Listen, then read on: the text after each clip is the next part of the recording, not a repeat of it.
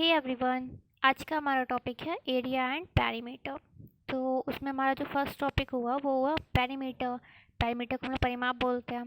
तो अब सबसे पहले जानते हैं कि पेरीमीटर होता क्या है। पेरीमीटर क्या होता है कि इससे कोई भी आकृति होगी तो उसका जो बाहर का क्षेत्र होता है, मतलब बाहर का जिन लाइन से मिलकर वो आकृति बनी होती है, उसके योगफल को हम बोलते हैं परिमाप या फिर पेरीमीटर। तो इसमें देखिए ये एक आकृति बनी हुई है, इसको ये किससे मिलकर बनी हुई है, 4 लाइन्स से।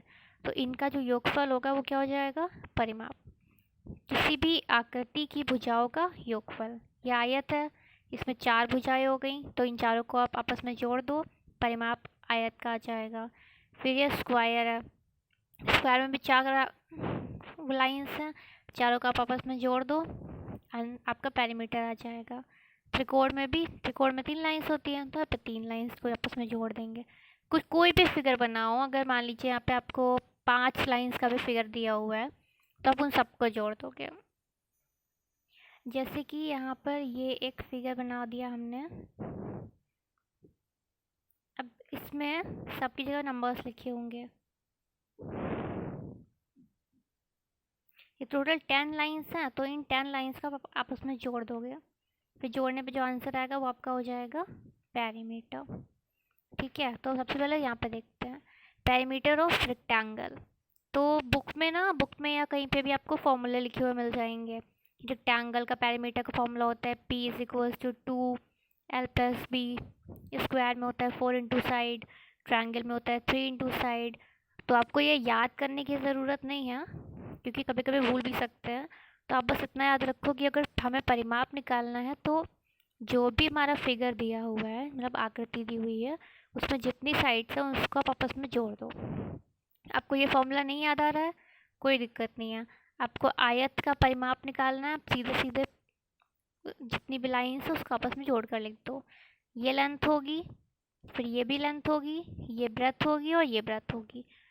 तो हमने सबको आपस में लिखा और आपस में जोड़ दिया।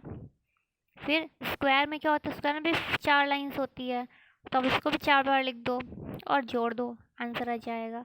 अगर आपको याद रह रहा है तो आप ये फॉर्मूला यूज़ कर सकते हो, 2L + B। स्क्वायर में क्या होगा, 4 बार S जोड़ा जाएगा, S मतलब साइड या भुजा। तो 4 बार जब हम लोग S को जोड़ेंगे तो क्या आ जाएंगे, 4S आएंगे। तो इसीलिए हम लोगों ने इसको यहाँ पे 4 इंटू साइड लिखा हुआ है।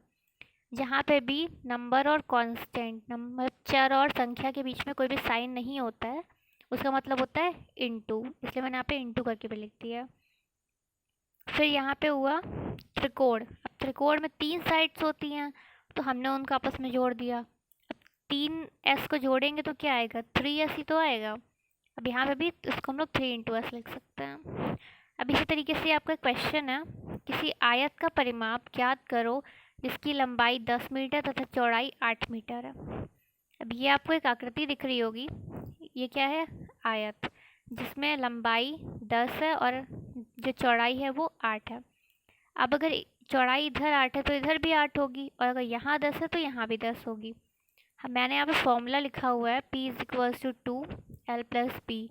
2, फिर L की जगह पे L की वैल्यू और B की जगह पर B की वैल्यू। 10 और 8 18 और 18 × 36 मीटर आ गया। अगर आपको ये नहीं करना है, जैसे कि अगर आप भूल गए, तो आप क्या कर सकते हो, उसी जगह पे alternate P = L + L + B + B। ये हो जाएगा L + L 2L और B + B 2B। L कितना हुआ दिया है हमें, 10, और B कितना दिया हुआ है, 8। 10 to the 20 और 8 to the 16, ये क्या आ जाएगा, 36। सेम आंसर आ गया। तो आपको अगर फॉर्मूला नहीं भी याद है तो आप सिर्फ इतना याद रख सकते हो कि सबको जितनी भी आकृति में लाइंस दी हुई है, मतलब भुजा दी हुई है, सबको आप आपस में ऐड कर दो और आपका आंसर आ जाएगा। ये कुछ क्वेश्चंस हैं जो परिमाप से रिलेटेड है, मैं आपको ये भी अब समझा दे रही हूँ। मतलब हर टाइप का क्वेश्चन गिवन है इसमें, जो भी आ सकता है पॉसिबल। किसी वर्ग का परिमाप ज्ञात करो जिसकी भुजा 18 सेंटीमीटर है। तो सबसे पहले हम एक वर्ग बना लेते हैं, के बाद कैसा बनानी है वैसे। जिसकी भुजा 18 है, अगर ये 18 होगी तो ये भी 18, ये भी 18 और ये भी 18, क्योंकि ये एक वर्ग है।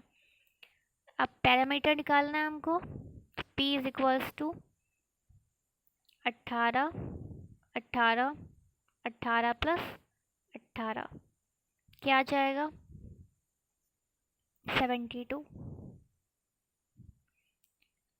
दूसरा तरीका, P is equals to 4 into side, 4 into 18, 72 centimetre. एक और बात, जिस भी यूनिट में आपका आंसर दिया हुआ है आपको उसी यूनिट वो यूनिट लिखनी ज़रूर है। आप ये नहीं कर सकते कि P इज इक्वल्स टू 72 लिख के आपने छोड़ दिया, आप भूल गए तो आपको मार्क्स नहीं मिलेंगे। तो इस बात का बहुत ख्याल रखें कि जो भी यूनिट हमारी दी होती है, इकाई, मीटर, सेंटीमीटर, किलोमीटर, कुछ भी लिखा हो वो आपको ज़रूर लिखना है वहाँ पे। फिर हमारा नेक्स्ट क्वेश्चन है, किसी समकोण त्रिभुज की भुजा ज्ञात करो अगर परिमाप 15 सेंटीमीटर है। समकोण मतलब जिसके मतलब इक्विलेटरल, मतलब जिसकी तीनों लाइंस सेम होती है, तीनों भुजाएं। तो अगर ये 15 है तो ये भी 15 होगा और ये भी 15 होगा। तो इसका पैरीमीटर क्या हो जाएगा 15 प्लस 15 प्लस 15, ये और ये 15 तियाँ 45 और ये हमारा क्या था सेंटीमीटर। अगर हमें फॉर्मूला यूज़ करना है तो 4 into side, sorry 3 into side, ये हो जाएगा 3 इंटू 15, 15 3 सा 45 सेंटीमीटर। फिर किसी आयत का परिमाप, ये हमारा आयत है, किसी आयत का परिमाप, सबसे पहले इस क्वेश्चन का पढ़ लो। किसी आयत का परिमाप यानी कि हमें परिमाप पहले से ही गिवन है, और उसकी लंबाई जो हमारी L है वो हमें गिवन है 9 सेंटीमीटर। आयत की चौड़ाई ज्ञात करो, हमें चौड़ाई निकालनी है। तो उसका फॉर्मूला क्या लगा देंगे हम, 2L प्लस B, तो ये क्या हो जाएगा 2, L हमारा कितना गिवन है 9 और B कितना गिवन है हमारा कुछ भी नहीं, तो B की जगह पर B लिख देंगे। जिसकी जो वैल्यूज़ आप उसको वैसे ही लिख दो। 28 is equals to 2, 9 plus B। अभी मैंने आपको बताया था कि जहाँ पे भी कोई साइन नहीं होता है वो वहाँ पे हम लोग इंटू मानते हैं। तो ये इसके इंटू में लिखा हुआ है, अगर 2 इसके इंटू में है तो अगर वो इधर आएगा तो क्या हो जाएगा डिवाइड में। तो उसको आप सीधे सीधे 28/2 is equals to 9 plus B लिख दो,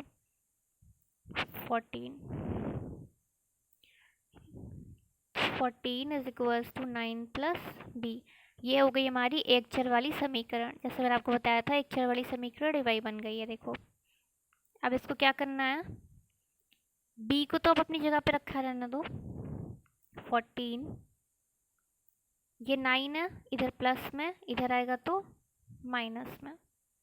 अब 14 में से 9 गया तो कितना बचा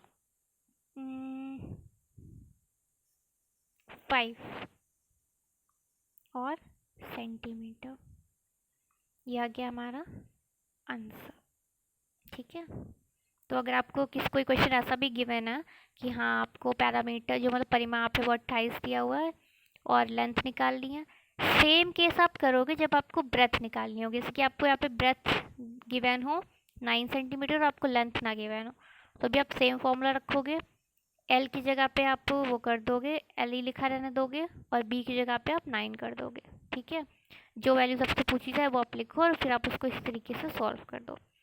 फिर है किसी वर्ग पार्क की भुजा ज्ञात करो जिसकी परिमाप 80 सेंटीमीटर है। परिमाप कितना दिया है 80 मीटर और हमको साइड निकालनी है। ये एक वर्ग है जिसकी साइड हमें ज्ञात करनी है। अब जो हमारा वो होता है वो क्या होता है पार्क का मतलब वर्ग का parameter, P is equals to 4 into side, P कितना गिवन है 80, और जब ये 4 इसके इंटू में है तो इधर आएगा तो डिवाइड हो जाएगा, ये क्या हो गया 20। तो हमारी जो भुजा थी वो क्या आ गई 20 मीटर। आयत में आपका ये हो गया, वर्ग में हो गया, और जब भी त्रिकोण की बात होगी तब भी यही होगा। जैसे कि यहाँ पर आपका गिवन हो कि इसका जो पेरीमीटर है वो 45 सेंटीमीटर गिवन है, और आपको इसका भुजा निकालना है। तो आप यहाँ पे भी यही करेंगे, साइड इज इक्वल्स टू 45/3, तुम्हारी साइड क्या आ जाएगी 15। यहाँ से प्रूफ भी हो गया कि अगर साइड 15 है तो उसका पैरामीटर जो है वो 45 आएगा।